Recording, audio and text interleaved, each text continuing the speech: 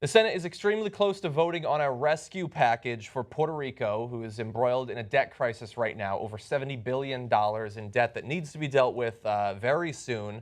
The plan that they are soon to vote on, that cloture has already been has already passed. There had been filibuster attempts already. It had already passed the House. Now the Senate's going to vote on it. Obama says he is going to sign it.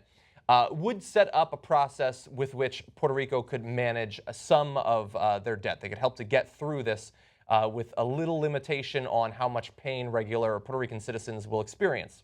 It will, however, also set up a control board that will have executive decision powers over what happens in regards to that debt that many people are likening to setting up a new era of colonialism over Puerto Rico. So the bill, which is known as PROMESA, passed the House by a bipartisan vote of 297 to 127. In the Senate, Bob Menendez had led opposition to the bill, including on Tuesday a 4-hour filibuster to stop it. Now, the control board, which is the most controversial portion of this, would be similar to one that oversaw the District of Columbia back in the late 1990s. Its 7 members would oversee negotiations with creditors and the courts over reducing some debt. The bill would require the territory to create a fiscal plan and fund public pensions, one of the most controversial portions of this, which Puerto Rico governments had previously shorted by more than $40 billion. Now, look, there are both liberals and conservatives who are for this. However, there are some liberals who are against it, including Bernie Sanders, who says that we cannot simply throw regular Puerto Rican citizens back into a new form of colonialism. This control board, amongst other things, would be able to take down some of the laws regulating overtime and would also be able to lower the minimum wage. So this is exactly what Naomi Klein talks about. So you create a crisis, Yeah. and this is an artificial crisis because they very specifically passed a law just about Puerto Rico that they can't declare bankruptcy.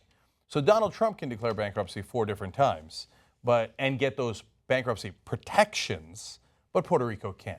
Yeah. So anyone they want to colonize, they preemptively pass laws that rig the system against them. So the other people who can't declare bankruptcy and get out of their loans, students. You have no power.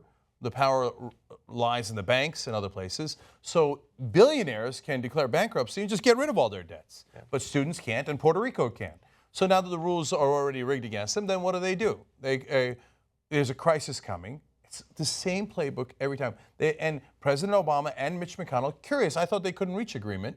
It turns out when they're supporting giant banks and crushing the people who have the least power, they're in total agreement. Yeah. And what do they say? President Obama says, oh, I don't want to do it. Oh, but the Republicans twisted my arm. And we got a crisis. We got a crisis coming up. So it turns out their debt is due, or some portion of it is due on July 1st. So we got to pass this right away. Over $1 right billion. away. There's no time to debate and come up with a better solution. No, we have to shove this solution down your throat. And Puerto Rico, you're going to have to like it. Yeah. Well, I mean, look, realistically, if they couldn't pay it, they will be screwed. But it's not like divine intervention screws them. It's gigantic Wall Street banks screw them if they can't pay it. And how did they get into this situation? Yes, some Puerto Rican politicians are partially to blame as well, but those banks are responsible. And so they put you in the situation. They will take advantage of you if it's not solved in this way. And even if it is solved, it's the regular people in Puerto Rico who are going to end up paying. So first, It's the perfect solution from Wall Street's point of view. Let me address the July 1st thing. Bob Menendez, and usually he's on the more corporatist position, bless his heart for being on the right side on this one, says, wait a minute, you're saying, oh, if they don't pay the debt by July 1st, they're going to get sued and it's going to cause a catastrophe. But he said on July 1st, they're going to be sued anyway. These same creditors are going to say this is unconstitutional. So the lawsuits are coming no matter what. That's true. That provides at least the possibility of protection against the lawsuit, just to play devil's advocate. It could be ruled that it is unconstitutional to block those lawsuits, but they will be at least temporarily blocked, to be fair. Okay.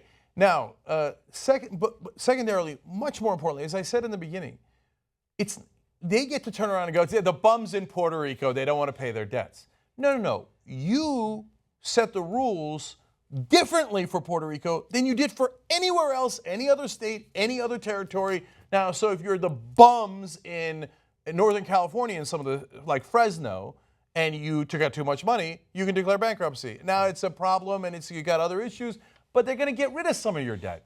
To John's point about the banks, now it's not like, hey, you take out money and the banks are giving you charity out of the goodness of their heart because they were thinking of becoming nuns, but at that last second they decided to become banks, and they're going to give Puerto Rico money because they just love Puerto Rican people. Yeah. That's not how it works. They get a certain rate of return. They charge you an interest, and that interest is determined based on the risk that they have calculated. And if they have miscalculated that risk, oftentimes a lot of the money that they gave you will be lost because the person will say, I can't pay you, or the company will say it, or the state will say it, I can't pay you, so we're going to go into bankruptcy, and you're going to get pennies on the dollar. You might get 10 cents back, you might get 20 cents back, maybe even 80 cents back, but you're not going to get 100 cents back. But for Puerto Rico, no. You get different rules. You must pay back the entirety of it. So what does that create? On top of crushing Puerto Rico, it creates risk-free situation for the banks. Yeah. I get the benefits, I get the interest rate, but there's no risk for me. Because if there's a bankruptcy, we declare a crisis, and Republicans and Democrats, who I was told never agree on anything, all of a sudden magically agree that the banks should get 100% and the people of Puerto Rico should be made to pay them. Yeah. Unlike anyone else is treated.